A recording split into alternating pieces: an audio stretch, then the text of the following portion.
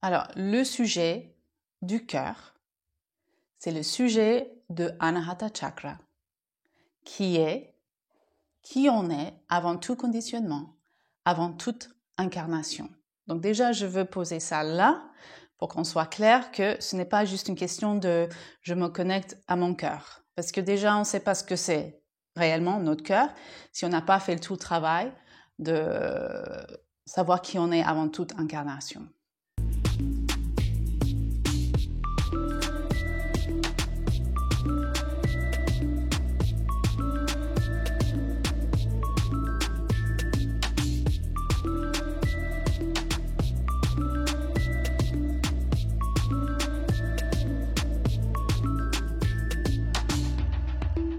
Bonjour, je suis Mireille Amadi de la Divine Alchemy Yoga School en France.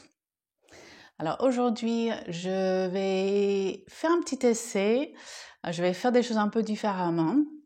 Je vais faire cette vidéo avec mes notes devant moi, devant vous. Alors, je me suis rendu compte que essayer de faire une vidéo totalement improvisée, je loupe certaines choses. Et après, quand j'essaie de mémoriser un texte, ça ne marche pas du tout. Et quand je lis sur un prompteur un texte, c'est pas du tout naturel pour moi. Et je me suis dit que quand je suis devant les gens et devant les élèves, j'ai toujours mes notes. Que ce soit dans un cours de Vinyasa ou que ce soit dans la formation, j'ai toujours mes notes. Voilà, donc j'assume, j'ai mes notes devant moi, comme ça je suis sûre de tout dire, ce que j'ai à dire sur les sujets que j'aimerais aborder. Alors, le sujet d'aujourd'hui, c'est Anahata Chakra, donc c'est le chakra du cœur.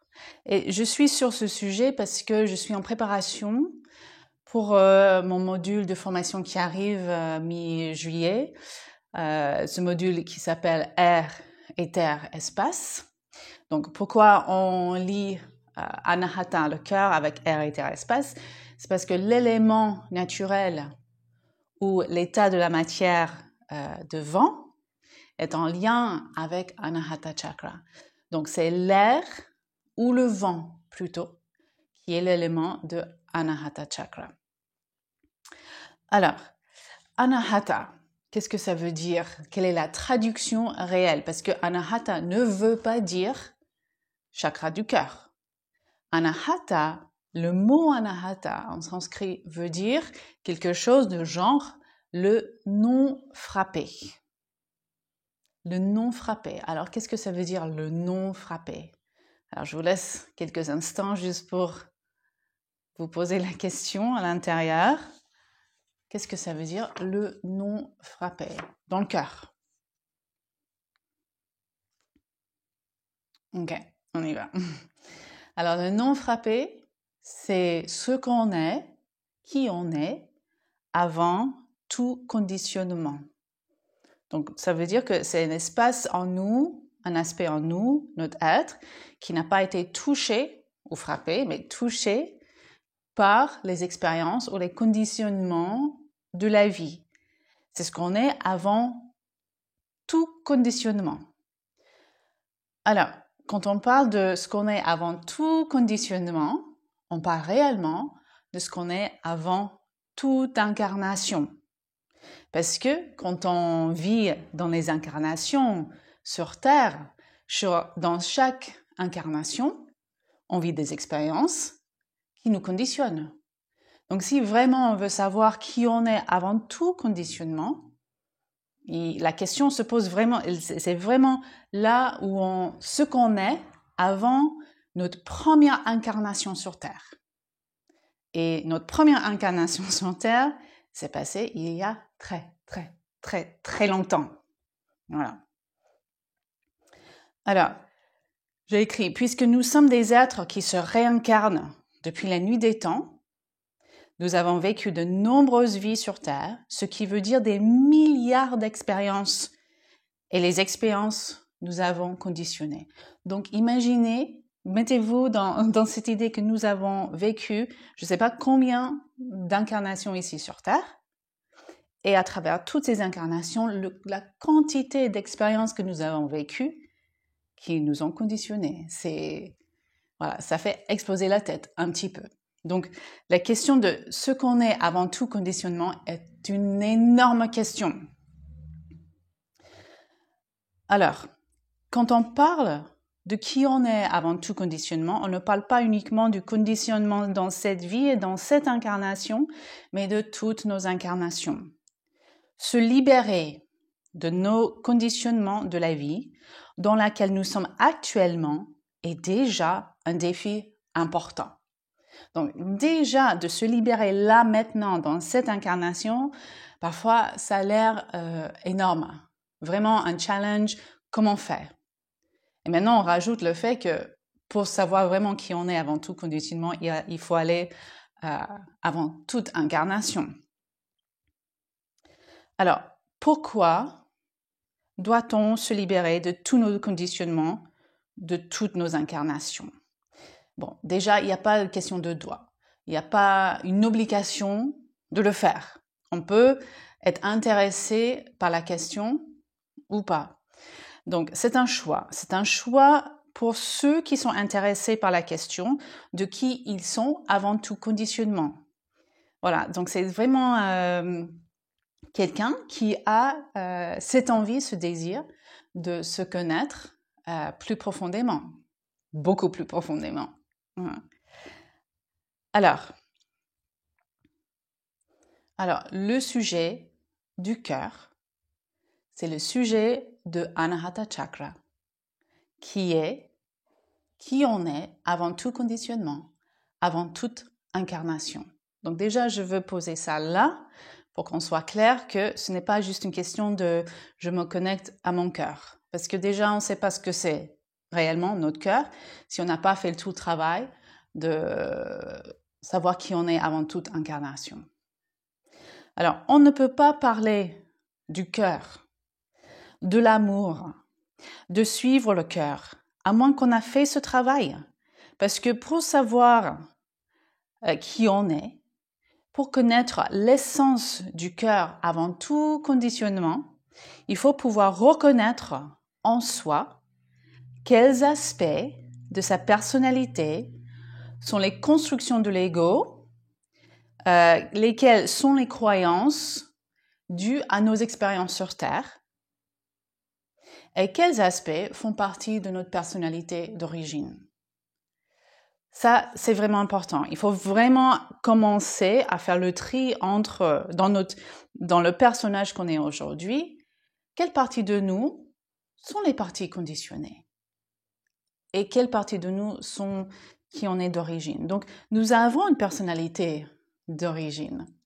Nous avons, chaque âme a une sorte de personnalité. Ce n'est pas, quand on parle de l'âme, on parle vraiment d'un être avec une personnalité. D'accord? Mais notre travail ici, c'est de faire le tri, de voir clairement et être clairement ce qu'on est avant tout conditionnement. Alors, il est très difficile de commencer à faire la part des choses à l'intérieur de notre personnalité pour identifier les personnages que nous avons créés à travers nos incarnations. Parce que non seulement on est l'identité dans cette incarnation où on est en train de vivre là maintenant, mais cette identité est colorée et touchée par toutes les autres identités. Ce n'est pas vivre une identité, on meurt, on oublie totalement l'identité et puis on vit une autre identité. Non, on amène les traces avec nous. Et surtout les traces des choses qui n'ont pas été résolues dans les vies antérieures. Donc on les amène avec nous. Donc nous sommes actuellement dans l'identité qu'on est, voilà, une composition de nos identités du passé, aussi de notre personnalité d'origine et de tous les sujets qu'on aurait dû traiter dans le passé. Donc, on est complexe.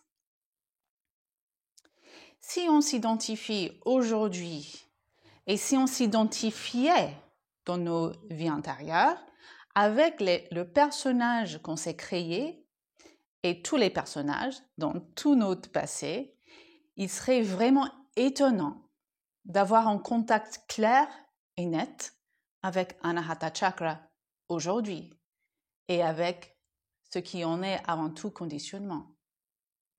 Alors, si on n'a pas fait le travail de faire la séparation entre notre âme, de ce qu'on est, notre cœur d'origine, et nos personnages, il serait vraiment difficile de penser que, il n'est pas réaliste de penser qu'aujourd'hui, on peut avoir accès à notre Anahata Chakra.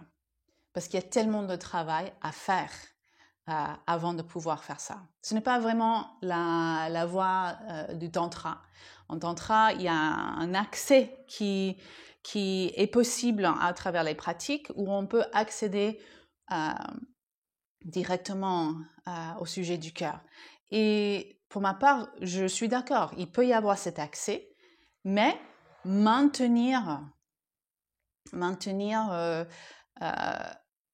la vie en vivant à travers l'être d'origine, sans faire le boulot, sans faire le travail, je ne pense pas que ce soit réaliste. Alors, si on n'a pas fait le travail demandé dans Anahata Chakra, toutes les pistes qu'on pourrait avoir aujourd'hui par rapport au message du cœur sont faussées.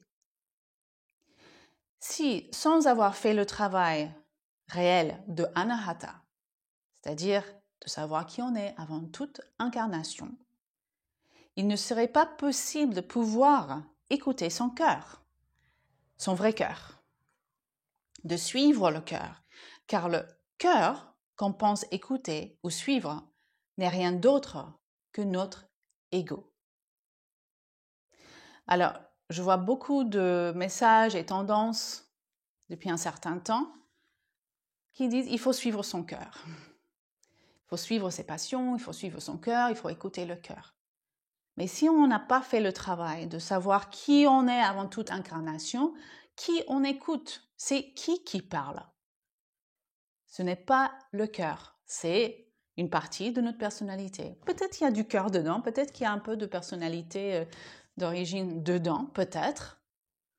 Mais si on n'a pas fait le travail, on ne peut pas écouter son véritable cœur. Si vous n'avez pas entamé le chemin pour aller vers votre vous non frappé, non conditionné, avant toute incarnation, je vous encourage de stopper toute impulsion, toute action qui vous pousse à écouter ou à suivre votre cœur. Parce que sans avoir accès à votre véritable Anahata Chakra, vous allez vous faire dévier par votre ego et vous allez perdre beaucoup de temps et d'énergie. Enfin, si vous cherchez votre vérité, car vous pouvez tout à fait vous faire une illusion de satisfaction d'avoir atteint le contact du cœur et créer toute une illusion autour de ça. Hein, c'est possible. Mais si vraiment, à l'intérieur de vous, vous voulez vraiment faire le travail d'Anahata Chakra, pour vraiment savoir qui vous êtes avant toute incarnation, il serait important d'arrêter, d'écouter, de suivre ce que vous avez l'impression d'être, votre cœur, maintenant. Parce que comme je viens de dire, vous allez perdre beaucoup de temps, beaucoup d'énergie, parce que voilà, c'est votre ego qui vont dire « ça c'est bien, ça j'adore ça, c'est une direction pour moi » et vous allez aller jusqu'au bout d'une certaine direction ou vous allez vous créer une illusion que tout va bien ou vous allez dire « ah mince, c'était pas ça ». Donc vous faites demi-tour et vous recommencez à zéro. Donc, première chose, c'est je vous conseille de stopper toute action, toute impulsion par rapport aux actions que vous pourriez amener dans la vie concernant le cœur. Si vous êtes en quête de votre vous véritable, ce n'est pas en allant vers des expériences qui vont vous donner du plaisir. Alors, il y a beaucoup de discours aussi qui disent, mais si vous suivez votre cœur, vous allez trouver la joie, le bonheur et tout ça. Peut-être. Mais le chemin, normalement, est difficile. Le chemin, normalement, est un peu désagréable. Parce que nous sommes obligés d'aller regarder dans notre passé. Et en général, on n'aime pas faire ça. Et c'est un peu difficile. Donc ce n'est pas juste en suivant vos passions, les choses qui vont vous donner du plaisir, du bonheur, de la joie. C'est pas ça le cœur non plus. Le vrai plaisir, la vraie joie qui existe dans le sujet d'Anahata Chakra, c'est le moment où vous êtes vraiment qui vous êtes à l'origine, avant toute incarnation. C'est juste être ce que vous êtes avant tout conditionnement. Et c'est dans cet être où vous allez trouver votre joie et votre plaisir, qui n'est pas un plaisir sensuel, qui n'est pas un plaisir éphémère, mais le plaisir d'être qui vous êtes. Alors, c'est plutôt dans la déconstruction de vos personnages et de vos croyances créées depuis la nuit des temps qui est le chemin.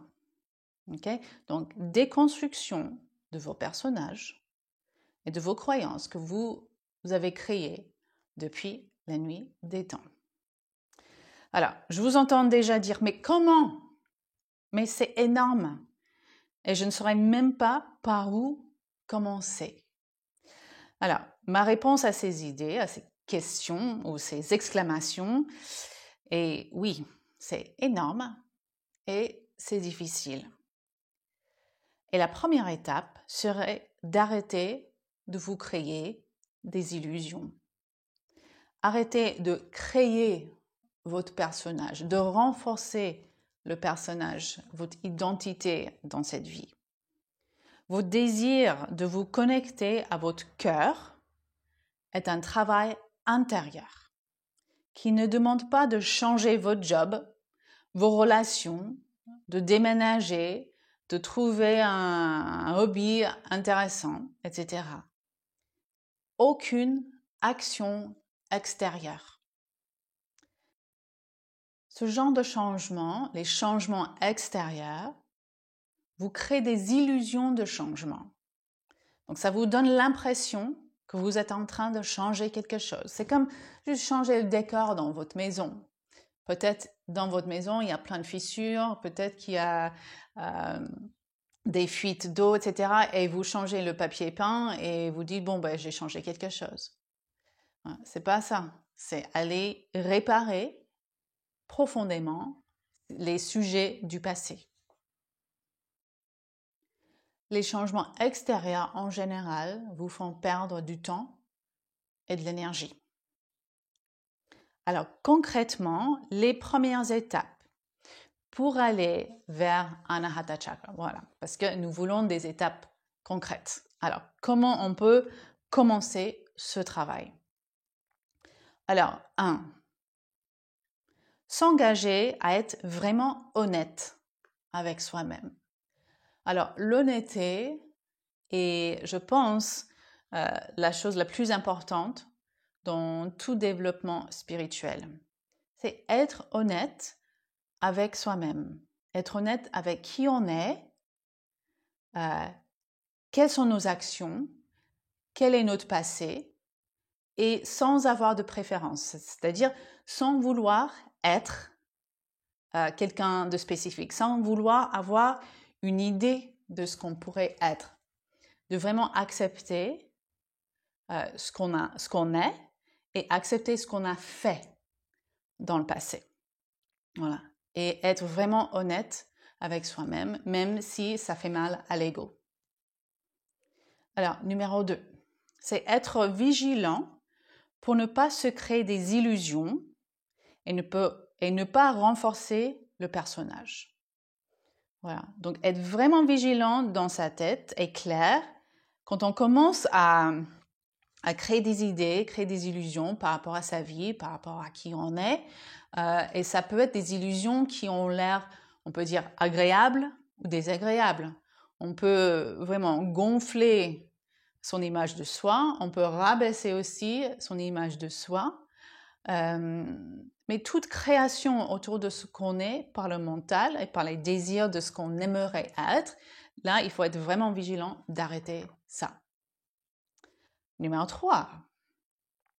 Commencez à décortiquer vos pensées. Déjà savoir qui parle dans vos têtes, car on est plusieurs là-dedans. Si on n'a pas encore fait ce travail ou ce chemin de commencer à observer les pensées,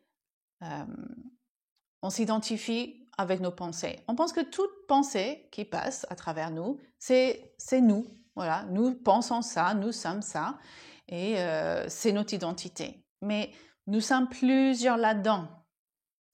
Donc, dans la vision de l'être védique, on peut même parler du buddhi, de ahankara, manas, par exemple. Il y a toute une carte de ce que ça peut être notre esprit.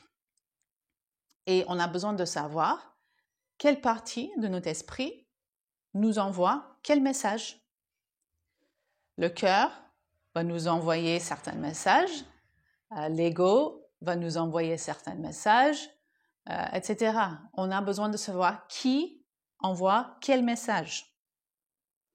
C'est comme j'avais dit plus tôt dans cette vidéo, c'est quand sans avoir fait le travail, quand on dit on écoute son cœur, si on n'a pas fait le travail de savoir qui dit quoi en nous, on ne peut pas savoir, on ne peut pas entendre les messages du cœur. Alors, après, il faut aussi observer toutes les influences externes qui nous mettent les idées dans la tête. Donc, toutes les pensées, toutes les idées qui passent dans notre esprit ne viennent pas forcément de nous non plus. Il peut y avoir des influences extérieures. Donc, ça peut être dans le macrocosme, ça peut être la société qui nous envoie des messages qui ne nous appartiennent pas finalement. Ça peut être des entités, ça peut être des êtres manifestés, ça peut être des êtres dans le subtil, ça peut être beaucoup de choses qui nous envoient des messages. Et juste parce que ça passe à travers nos organes de perception, on peut penser que c'est nous. Mais ce n'est pas tout nous. Alors, ensuite, dernière étape, c'est évidemment pratiquer le yoga. Et pratiquer le yoga sans artifice, donc on revient à cette question d'honnêteté, restant honnête avec soi-même, avec la réalité de soi-même, ni trop positif, ni trop négatif, ni trop agréable, ni trop désagréable, mais réellement. Et c'est difficile de venir à un état d'esprit où on dit la réalité est ça, parce que nous sommes tellement conditionnés que nous pouvons penser que la réalité est une certaine chose, et au bout d'un certain temps, on se rend compte qu'en fait, c'est une croyance. Alors, donc, restons honnêtes avec soi-même, avec le désir de voir clairement qui on est, les côtés agréables et désagréables, et d'accepter, en fait, qui on est dans l'instant. Afin de pouvoir avancer dans la pratique corporelle du yoga ou même sur le chemin spirituel, il est très important d'accepter totalement qui on est dans l'instant. Et qui on est dans l'instant est un être complexe. Donc oui, nous pouvons parler de qui on est à l'origine avant toute incarnation. Nous pouvons parler de l'être divin qui s'incarne. Mais à travers toutes les incarnations que nous avons vécues, il est peu probable que nous avons été des anges tout le temps. Voilà. Alors, ça c'est une partie d'accepter aussi, de dire que voilà, j'ai un karma, parce que nous avons, si on vit sur Terre, nous avons un karma, c'est sûr. J'ai un karma, ce sont des choses que j'ai faites dans mon passé pour arriver à vivre certaines choses ici dans la matière, dans cette incarnation. Et il faut être honnête ou honnête dans le sens, il faut accepter la réalité de soi-même et sans tomber dans une déprime non plus, dire « Ah, mais je suis horrible, je suis une mauvaise personne, etc. » C'est pas tout ça, la honte ou la culpabilité, tout ça, ça va pas vous amener là où vous voulez aller. Donc, c'est pareil quand on parle de la pratique du yoga, la pratique corporelle. On dit j'arrête vraiment mes élèves de dire mais je suis raide, je suis pas forte, etc. Mais stop. C'est juste à observer l'état dans lequel on est, sans trop de commentaires, voilà, de dire on fait l'état des lieux, on dit ouais c'est ok, et comme ça on peut avancer. Alors, avec les étapes que je viens de vous donner, qui était, je révise, s'engager à être honnête, ensuite être vigilant de ne pas se créer des illusions, commencer à décortiquer ses pensées et pratiquer le yoga. Alors, commençons déjà avec ça. C'est un gros boulot.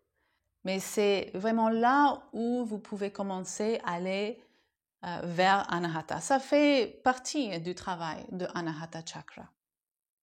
Et pour tout ce qui concerne les vies antérieures, les vies passées, voilà, ça c'est pour une autre fois. Donc, chaque chose en son temps.